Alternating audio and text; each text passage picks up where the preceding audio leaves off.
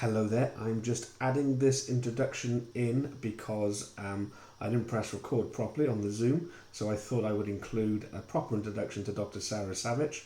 Um, so welcome to this. This was the final Validate seminar of 2024. Our speaker was Dr. Sara Savić, a Validate investigator and a leading expert in vector-borne diseases and the One Health approach.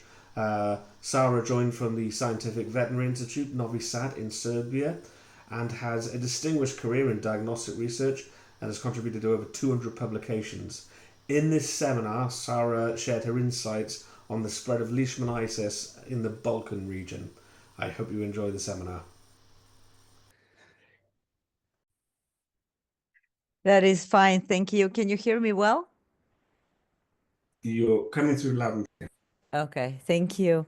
It's always nice to be a guest in Validate webinars, and I like the bunch very much. So thank you for joining, and thank you for dedicating your time to a bit more about Leishmaniasis. I'm sorry I don't see the chat while I'm talking, so we will, I guess, refer to the chat at the end. I will keep But an eye out for it and yeah, let you know. yeah. Yeah. So if you want to interrupt me, just go ahead if it's something needed to be said right at the minute. And yeah, I will just start. And if I'm too boring, just raise all your hands and say, shut up. Okay. Okay. So as you heard, I come from Serbia. Serbia is one of the countries in the Balkans. But over a year ago, we were together with Validate Network in a meeting. That's where this picture comes from. So this is not in Serbia. This is in South Africa. So, okay, this is where we are. The Balkans geographically are in the middle of the Europe. That's what we like to say. It's actually southern and a bit of central and a bit of Eastern Europe, but we like to say that we're in the center because when you look at the globe, it really looks like the center. Now, if you go more closely, these are the Balkan countries that we will be looking for and looking into leishmaniasis in these countries. Why is this important? You will tell me at the end, and you will tell me if you see this important. But we think that it is, and we think that leishmaniasis and other diseases found their way to Europe through the Balkans. So the Balkans is very specific because it has several kinds of climates, several kinds of countries, and we have the seas all around, but in the middle there is the continental part, and there is literally clash of cultures, climates, and different nations. Okay.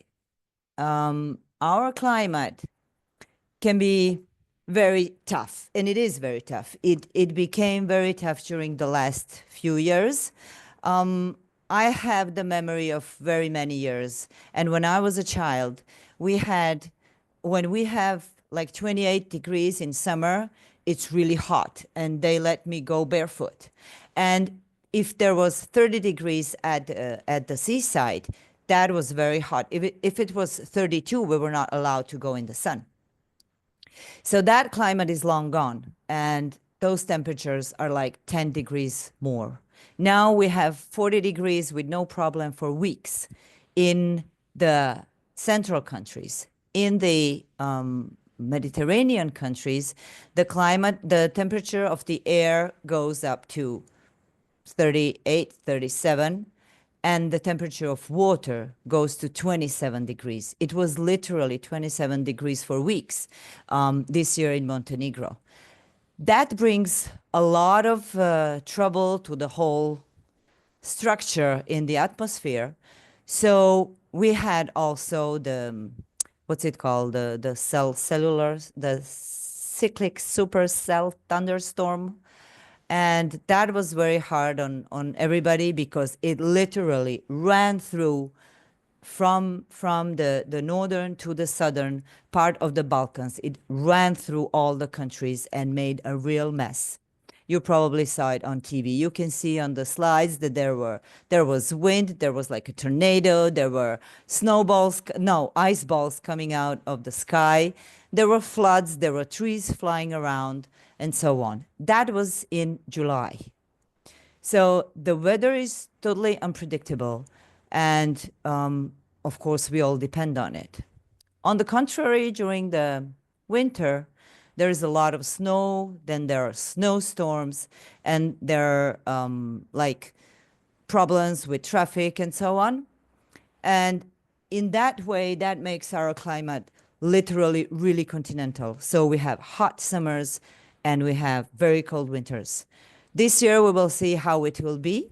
I just heard that Africa is having our summer at the moment. So yeah, good luck with that. I sympathize with you because a lot of our water has dried out during the summer, and it was not nice. Even though I personally like summer, I like hot, but not that hot. So there is definitely a climate change going on in our region, as it is in other regions, but it might be because of the CO2 emission, because our part of the country is not investing enough into the cleaning of the air or investing into the factories and so on. It is just the clash of different climate types that are becoming very extensive at the moment, or that is just negligence. I don't want to sound political. I don't want to go into that, but there is a lot of negligence, and our part of the world is kind of like known for it. And I would like to start with the countries one by one, and then you will see what is complementary and what is mutual for what happened. Do you still see the slide? No, we can see the back end. We can see the design view. Okay, I didn't touch anything, and I don't know what happened. It's supposed to be this slide. Are you starting the slide again? You want to start the slideshow from this slide? Yeah, is it okay now? Yep, there we go. Okay, good. Sorry, I promise I didn't touch anything. So I'm going to start country by country, and I'm going to give you some numbers, but that is just in the purpose of showing the overview of each country, not in the purpose to really pay attention to the number itself, just to the flow of the disease. So in Serbia, which is one of the continental countries, the first autonomous cases of visceral leishmaniasis happened the reported one happened in 1945. So that's right after the war, right? And then up to the 50s, there were over 900 cases of visceral leishmaniasis in Serbia, meaning that it was a well-established disease at that time in our country. And then in the late 50s and 60s, the number of cases dropped because of the extensive use of DDT. And DDT was used to reduce some other insects and to kill some other diseases. But this was like a collateral damage that phlebotomina were extincted.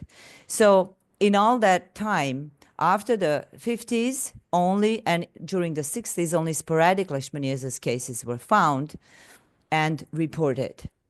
And that was like that for 50 years. Nobody had any interest in the leishmaniasis. Nobody was looking for phlebotomina. Nobody was looking for clinical symptoms. Nobody was even having leishmaniasis in their mind that it could happen. We thought that we never had it. We didn't have any interest in it. And then in beginning of 2000, there were several VL cases, and they were all imported from Montenegro, Greece, Bosnia, because those are the touristic destinations for our people. And there was one case of autonomous infection. And then in the next 5 or 7 years, more cases were discovered, but they were all still imported. So there are historic data even on cutaneous leishmaniasis in very old history. But nowadays, there are no cases and no data.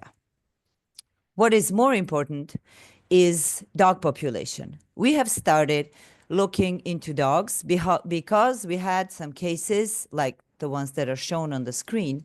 And those cases reminded us, I'm a veterinarian, and they reminded us of Leishmaniasis. So we bought the diagnostic kit and we started doing diagnostics. And we found out that we have Leishmania within our dog population, no matter if it's owned dogs or hunting dogs or stray dogs, shelter dogs. We tried everything.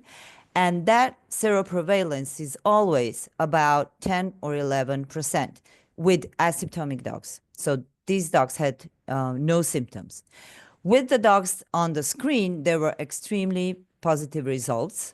And then after that, one was euthanized and the other one died.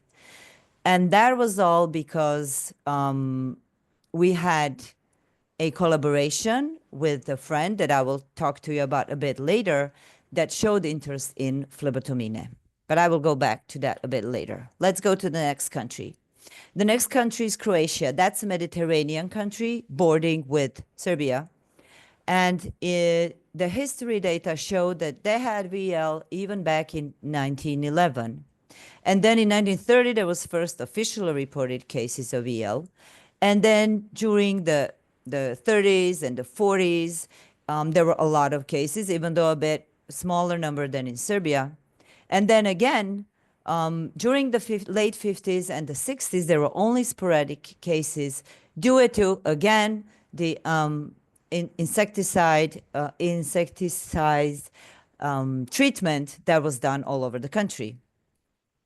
So in the 70s and in the 90s and whatever, there were only a few cases. After 2000, the number of cases started to rise, but most of the cases were found in near the coast because it is Croatia is a Mediterranean country, but it also has one part that is totally continental. That's the part bordering with Serbia. So they also had first records of cutaneous leishmaniasis, and during the 60s, those cases also declined. So there were only a few cases reported during the 70s, 80s, and 90s. Today, there were also some cutaneous leishmaniasis cases reported.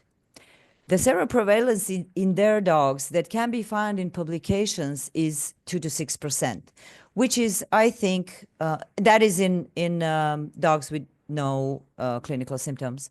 But I think that this was done like 10 years ago. This publication was done a long time ago. I think today probably that number would be higher.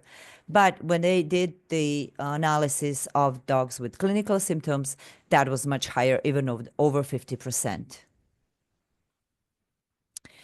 Montenegro is another Mediterranean country with the seaside.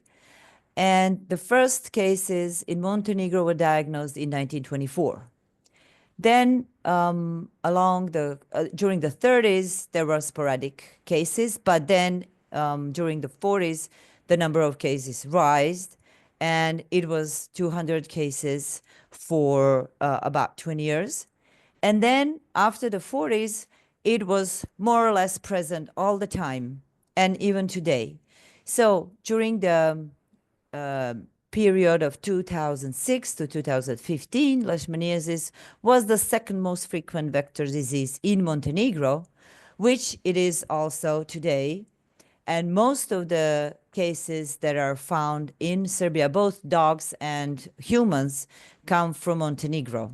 Also Greece, but mostly from Montenegro because most of our people go to summer vacation or to any kind of vacation, go to Montenegro. They even have houses there, so they stay there for a long time, either 2 weeks or even many months. They have some properties there, and they can even spend the whole summer there. They take their animals with them. So this in picture is one of the dogs that came back. They spent 6 months in Montenegro, and they came back. And the dog started looking like this at some point. We did the diagnostics, and it was very positive. It was euthanized. The dog was euthanized.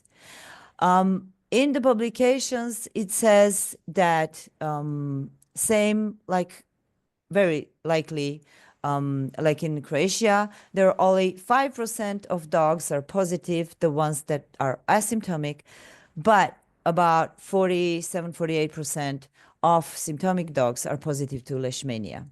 I also think that this is a very old data, and then if they did, maybe I didn't find, maybe there are more recent data, but I didn't find it on the internet.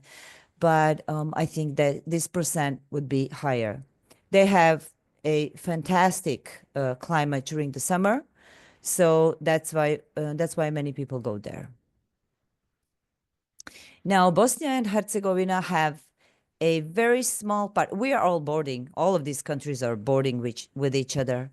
Bosnia has a very small part that is like a coastal part with a sea, and most of the part is continental.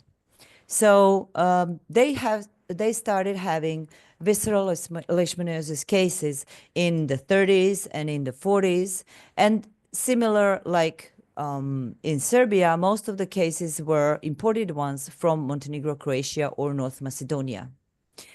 First autonomous cases were found in the 50s, and then more cases were found during the 50s. But then again, after that, during the 60s and later on, no new cases were found, probably again due to the treatment that was done on the insects. So phlebotomina were also expanded from there. During the 90s and the beginning of 2000, there were only 13 cases found. And then during the beginning of 2000 to 2012, there were 7 patients found, which were hospitalized. So far, there is no cutaneous leishmaniasis diagnosed, same like in Serbia. In dogs, the situation is similar to Serbia. They found almost 17% of dogs that were seropositive to Leishmania in 2017. So that is probably also not so recent, but I think that percentage would be similar like that. Bulgaria is also one of the countries that has a coastal part of the country and the continental part of the country. They have a nice part of the country coming to the Black Sea, and then the internal part that is also bordering with our countries. So the first cases were imported for Greece, at least that's what history says, and that was in the early 20s. In the 30s, the first autonomous visceral leishmaniasis cases were found, and then until the 50s, it were not so many, 57 cases were reported, and the disease occurred sporadically. Also, during the 60s and the 70s, the number of cases dropped, apparently due to insect control. This is what is wrote in the publication. So every time when you go into the history, they say that that was a consequence of the anti-insecticide treatment. After the 80s, the number of cases started to rise, mostly autonomous cases. There were even some deaths due to visceral leishmaniasis. In the 2000, 2013, 14, there were 27 documented cases, all autonomous. During the past 20 years, the incidence increased, and it is now present all the time in the country.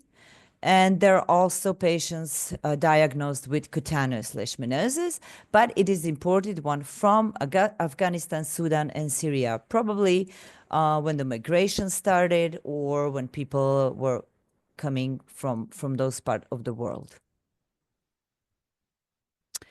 Albania is also a nice Mediterranean country with a substantial part of the country being continental, but also a big part of the country with the seaside. So they had, in the early 20s, they had first human cases being diagnosed, similar to the other countries. Then in the 30s, there were first officially documented cases. And then cases started rising in the 40s, 50s, and 60s. And then they drastically increased during the 60s, and that remained to this date. There is no data on phlebotomina being extincted in Albania. There is no data if they have proceeded with the treatment, so probably not. And they had a constant rise of leishmaniasis in their country. So there are numbers like over 1,000 cases were found during the 60s, 70s, and then 80s and 90s, again over 1,000, then 90s and beginning of 2000. So all the time, the number of the cases is constant. Cutaneous leishmaniasis is underreported. I didn't find data. But canine leishmaniasis seroprevalence was 5.1, similar to other Mediterranean countries. And that was in 2015. And then in 2020, there was another study that showed the prevalence 3.2%. And that is very interesting because they have a constant prevalence. They have constant cases in humans, but in dogs, there is either not enough research or it is really like this.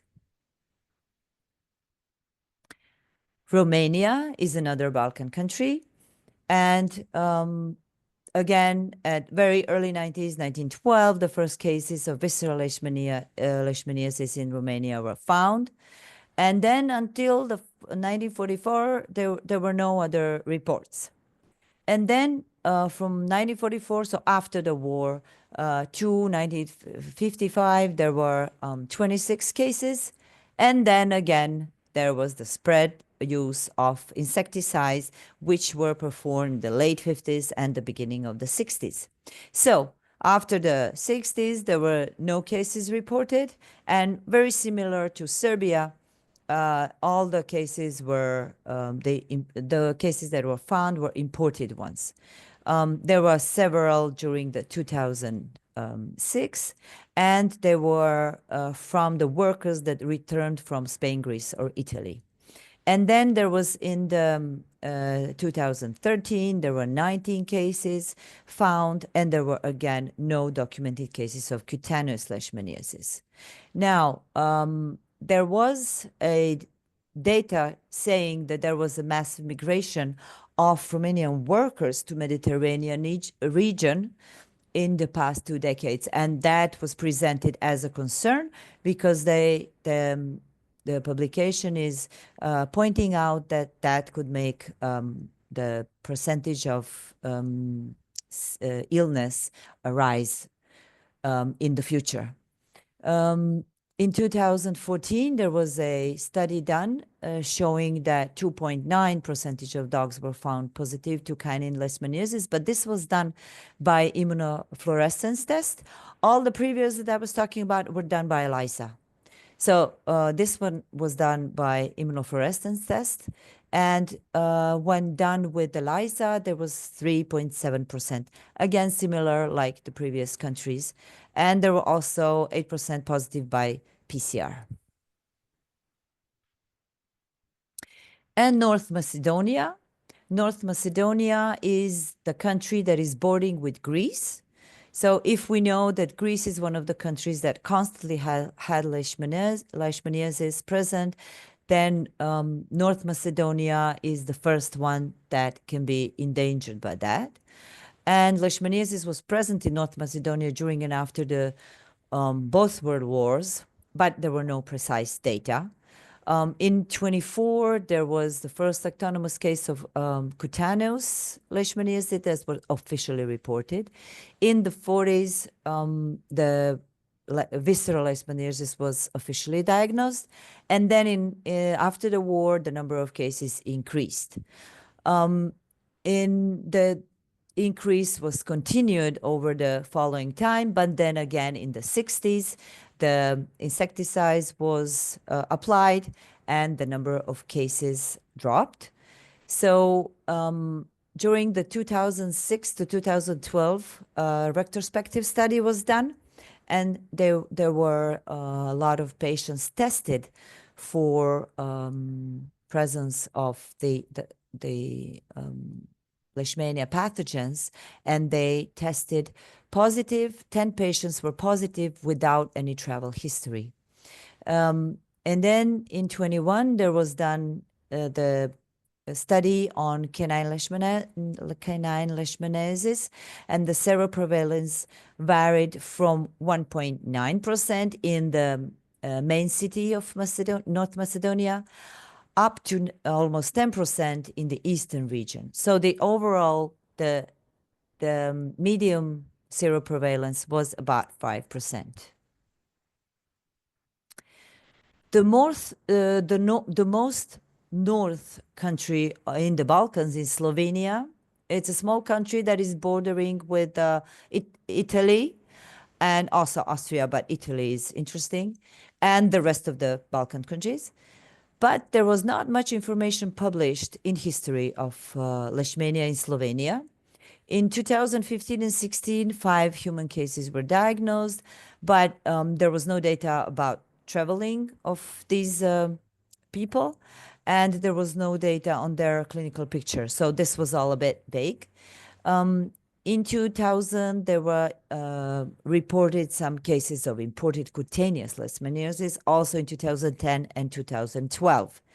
So does it have something to do with Italy and probably going people to vacation to Italy? There are no data also, but the whole data is very, very small and not something that you can make conclusion on.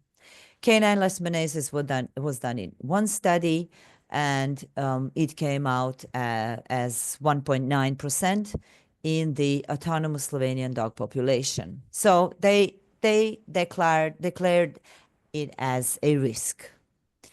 Now, there is one more Balkanian country that we call it Balkan country, but it's sometimes calculated as Balkan and sometimes not, and that's Hungary. Hungary is bordering with Serbia on the north, and to our sense, it is a Balkan country. And what is the most interesting is that they first looked for phlebotomine in the border part with Serbia. And when we saw the publication that they found phlebotomine, they didn't find the pathogen, but they found phlebotomine, we started looking for it. So that was back in 2000 and I think 8 or 10. And that is very interesting because they found it in the most southern part of their country, which is bordering with us. And we started looking for it. They also have a lot of studies on the prevalence in dogs, which is very low. They also have only imported cases. But I consider it important data because they are so close to all of our countries. They also board with Croatia and and Romania. These are just some references that I looked into, and the ones that I will talk to you about is the one from Slavica Veselic.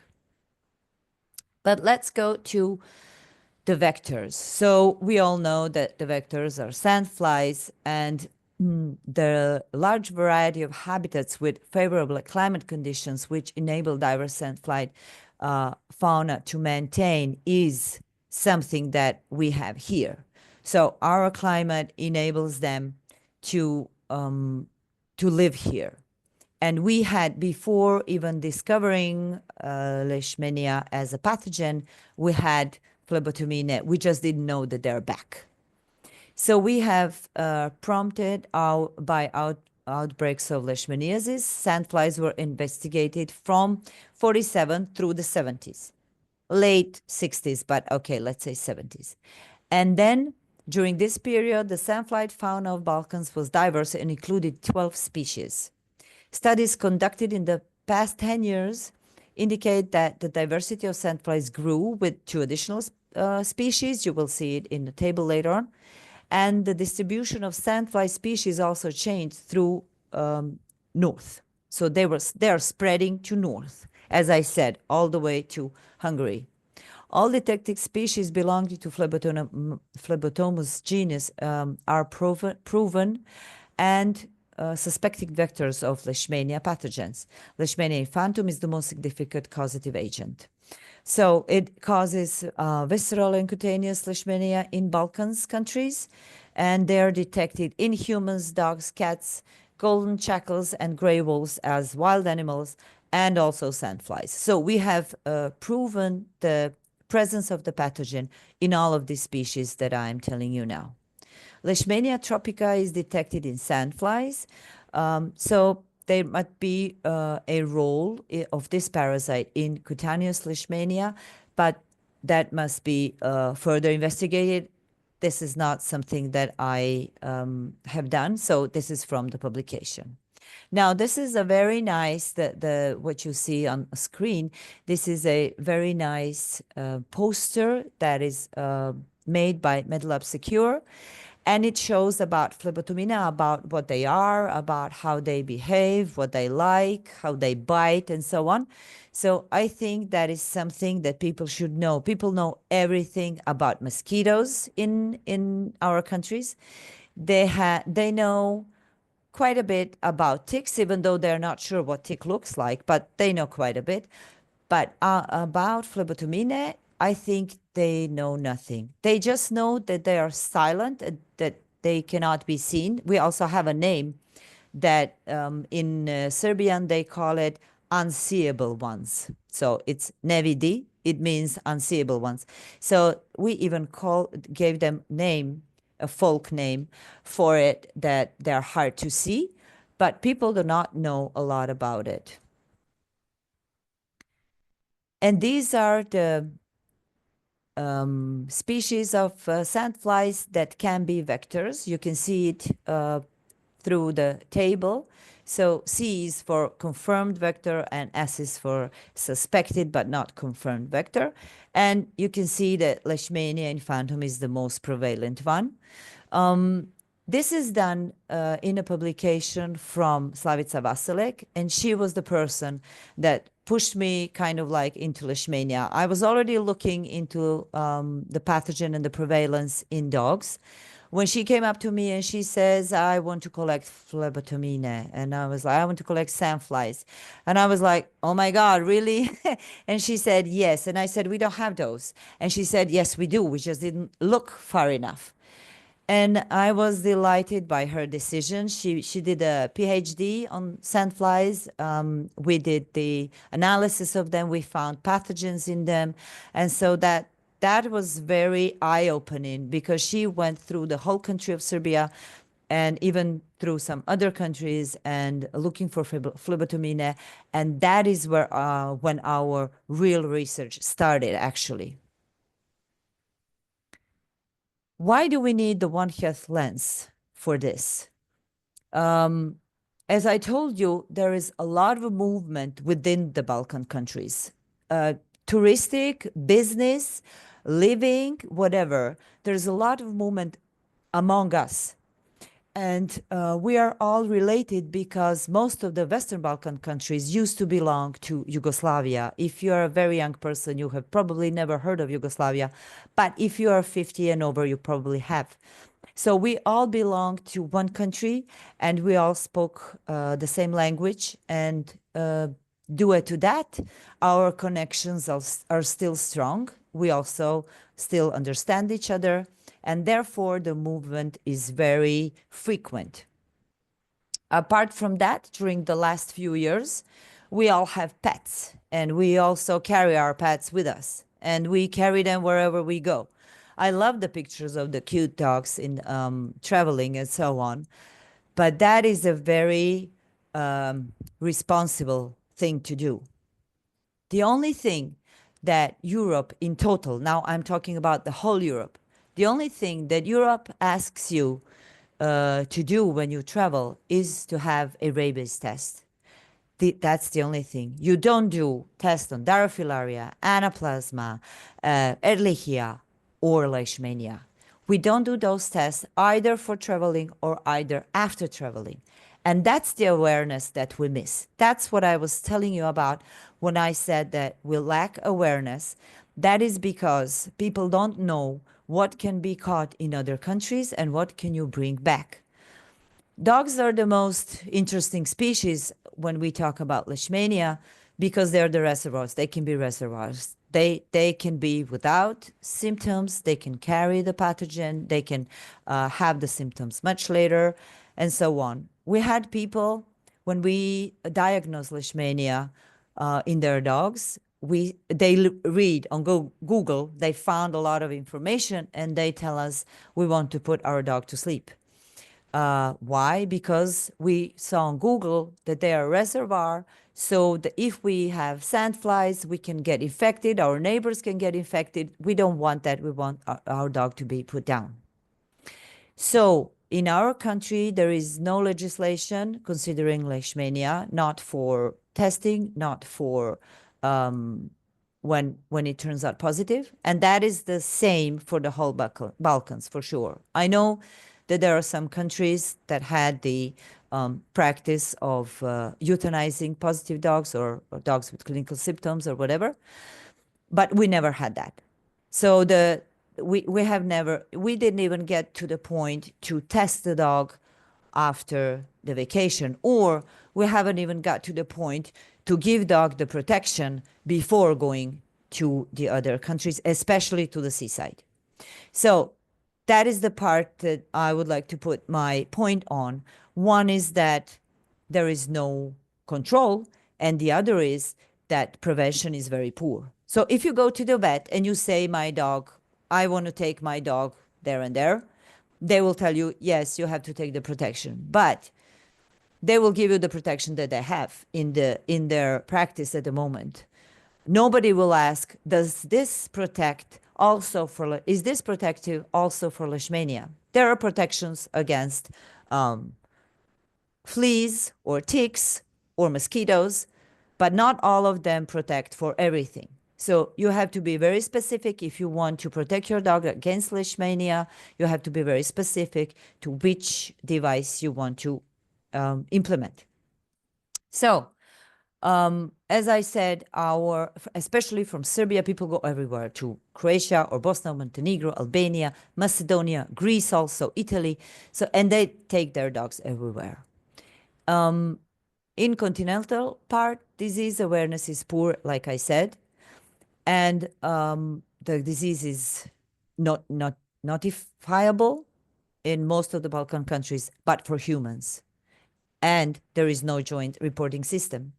So we find information either through direct contacts with doctors or veterinarians or through publications. There is not a single system that will allow us to put data inside so that the experts from the other countries would know about the situation. That's why I promote that there is a necessity for One Health approach in each country and among the countries. Thank God there are now a lot of projects available. There are a lot of chances for projects available. And the problem is that this is still not a top topic, top, like some other disease conditions are. And not too much money is put into this topic, but hopefully in time we will get there. And I will show you the current practices now that are already succeeded. And there is not enough connection between physicians and veterinarians in the countries, but also in different countries.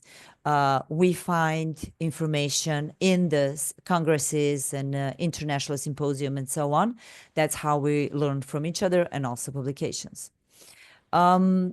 Vector-borne zoonotic diseases are the best example for One Health practice because they include all humans, animals, vectors, climate, ecosystem, everything.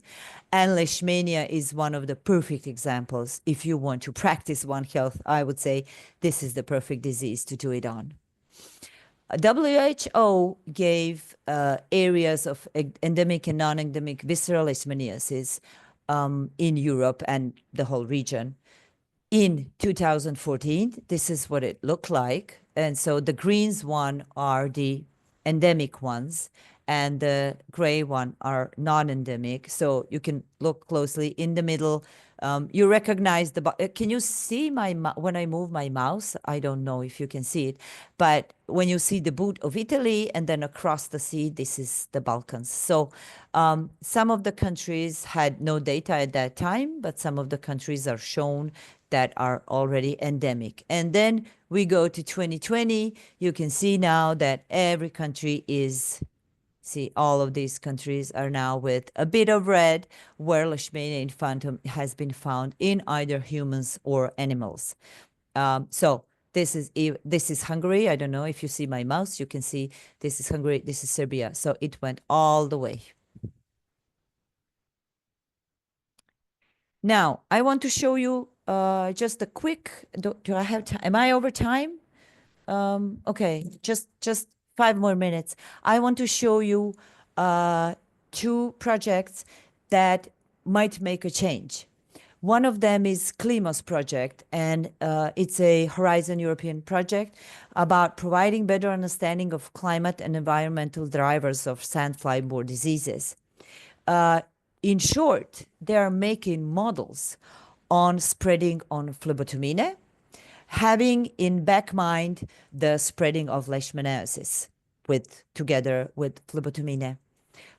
Because not all of the countries are aware how far phlebotomine got, and they're doing it according to the climate change. They're putting together all the parameters in the equation. I'm not a modeler, and I don't know how that works, but I know that at the end they will have a map which will predict the occurrence of phlebotomina in different countries, and also giving the today's today status of the country, of each country in Europe.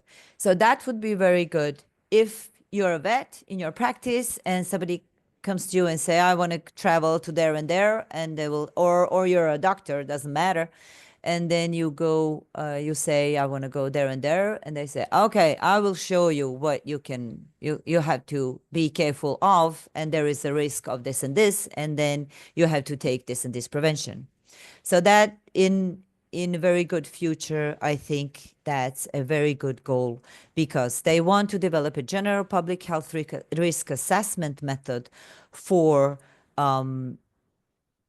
the sandfly-borne diseases through the integration of climate, environmental, and One Health disciplines. They want to utilize big data from Earth-observing satellites and ground-level surveillance recording and map the locations of disease-carrying insects and provide health, climate, and environmental services to keep communities safe. So in, I think, 2 years, this will be available at the end of the project. They're now collecting sandflies. They're engaging many stakeholders. I'm one of them for research. And so I think we will have nice outcomes, and hopefully we'll be able to see them at some point. The other project is the one that I'm part of. It's called Prepare TID. It's about being prepared for rapid diagnostics in emergency cases.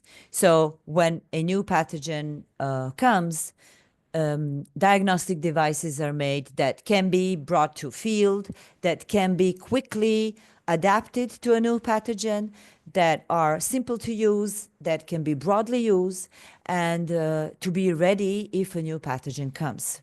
At one of the meetings, I said that I expect Leishmania to be one of those pathogens that is coming very promptly. And so I'm not sure, but I expect Leishmania to just go forward and go strong to the Balkans. Anyway, this project at the end will show when a new pathogen called pathogen X or agent X, when a new pathogen comes, what can be done with the diagnostic tools. Also, there will be a network where everybody would be able to put in results. And there will be a One Health platform that could be looked into to see the results. So in that way, that is something that I was talking 2 slides ago. from a One Health approach where everybody would be able to put in data and see data, and then people would be more informed. All of these projects have in their goal to raise awareness and to make a quick response to something that is coming, and also to prevent people from getting sick, and animals, of course. Now, as a conclusion, I wanted to say that situation today between the Balkan countries is a follow-up of a very tense history. So if you know a little bit about the Balkans, you know that we had a long history of wars, economic unstableness, then flow of people, not only academic and scientific flow of people, all kinds of working people are flowing, looking for a better job or better chance or something. But a huge scientific flow of people from the Balkans to EU or US. There are evident climate changes within one human life. Let's say within my life, I saw definite climate changes, floods, storms, droughts, anything you can think of happened. There are also earthquakes happening more often. And so all of this stuff is leading to a higher risk, not only from Leishmaniasis, but from other stuff also. But Leishmaniasis is reemerging, and there is no doubt, like I said before. And we need to increase the awareness among medical personnel, veterinarians, and general public. I am very happy that in my city, we are very connected, especially with infectious disease doctors and personnel that are dealing with vector-borne diseases. And we had an experience with Leishmaniasis that we reacted very promptly and helped the person, because in our country we still don't have that quick diagnostic procedures and so on.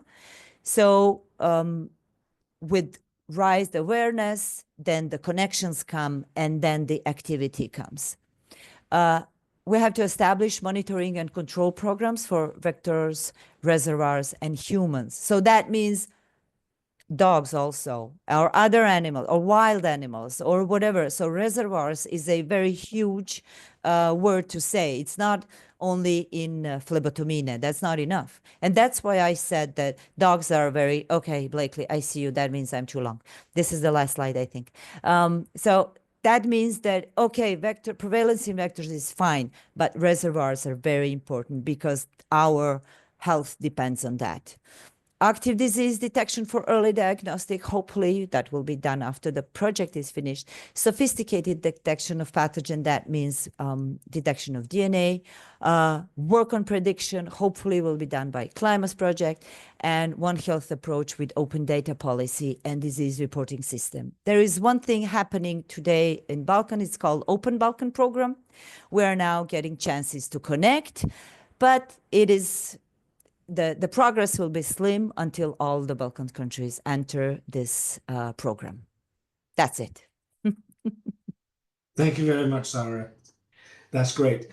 I was thinking, could you stop sharing, because it'd be nice Yes. to so Yes, we yes, can see yes. everybody. People are more than happy to turn on your cameras, etc. But we already have a hand raised from Dinesh. So Dinesh, would you like to come on camera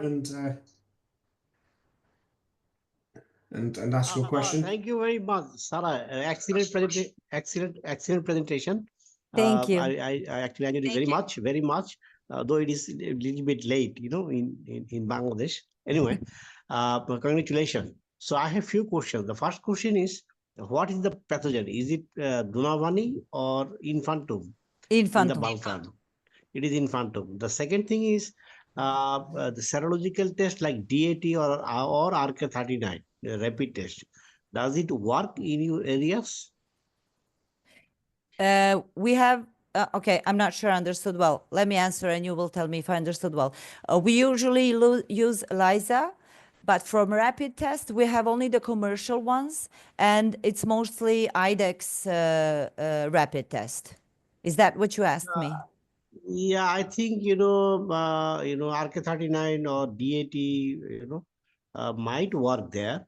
So, but My it needs yeah, the one that you So, but the one yeah, the one that you okay, let me tell you. So Dinesh, we know each other, and Dinesh is from Bangladesh, and he worked on Leishmania forever, and they made a test, and they made a very good thing with Leishmania, much advanced diagnostics and so on. So I think yes, if we could use your test and do the screening or something, I think that would be beneficial. Yes, I agree. Okay, we also have a hand raised from Olayinka. How are you doing, Yinka? Thank you, Sarah, for your presentation. That was very lovely and insightful. Mine is going to be a follow-up to Dinesh's question on the testing approach that you commonly use. I'm kind of interested in this specific brand of the ELISA kit that you use in your country. Reason I'm asking also is I want to see in comparison to what we've used here, because it seems that we are having some kind of a mixed outcome in terms of the result that it gives. So I'm kind of interested in the brand that you use in your country. Oh, you mean the producer? So Yes. we use the only one we have here is from Ingenaza.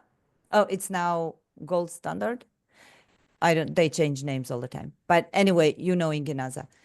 But in other Balkan countries, we don't have the unified device for, that is also a problem. We don't have the unified device for diagnostics, either ELISA or immunofluorescence or whatever, that can be used in all of the countries. So each country uses what they can, what they have in their market.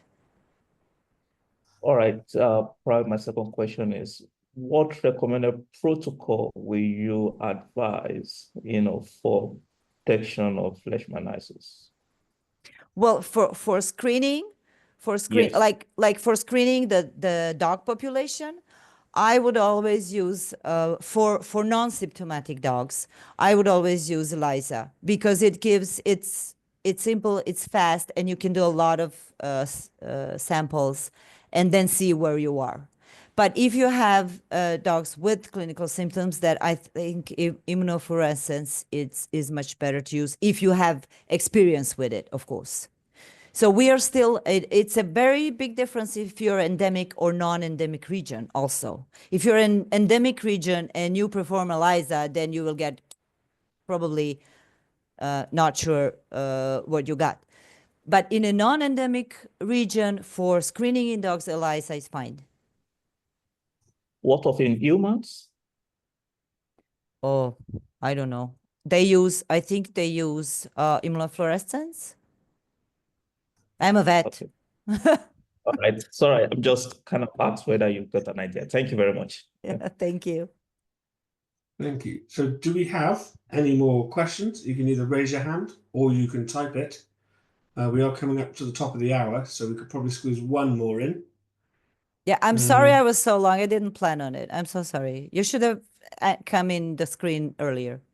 No, that's fine. That's fine. It's I gave it plenty of time, and we've had two very good questions. So yeah. So one last chance for anybody to ask any questions. Okay, I hope you don't mind, Sarah, but I just want to mention that I put the links to our next two seminars in the chat. So do go ahead and register for those. And yeah, so one last chance for questions. Anyone? Great. Yeah, So I think I'm going to wrap up. I have one last question, and that Go is, ahead. if it is question is for the validate, because leishmaniasis in the Balkan is highly neglected. But I think for the first time, this presentation actually will sensitize the people. So is it possible that validate support in future some consortium in the Balkan in Balkan on leishmaniasis research? That's a great proposal. That's question for validate, but I would support it and love it anyway. Yeah, what I recommend you do, Dinesh, is drop us an email to the validate with your idea, and I'll run that. We can run that past Sam, if that's okay. Yeah. Okay, So thank yeah, you. bit above my pay grade, unfortunately. But yes, that sounds like a good idea. So yeah, if you could pop that in a short email, and we'll run it. We'll run it up the higher ups here. Right, so we've got 2 minutes to go, so that was a good time to end. I would just like to say thank you very much to Sara for that excellent talk. If you want to sort of express your opinion, you could do so in the chat, or you can just turn on your microphone and camera and give us a wave. But yeah, I think we're going to wrap it up there, and I'm going to stop the recording. So thank you everybody for coming, and I look forward to seeing everybody at our seminars in 2025, which is a very futuristic sounding year. So thank you very much, everyone. Thank you. Thank you.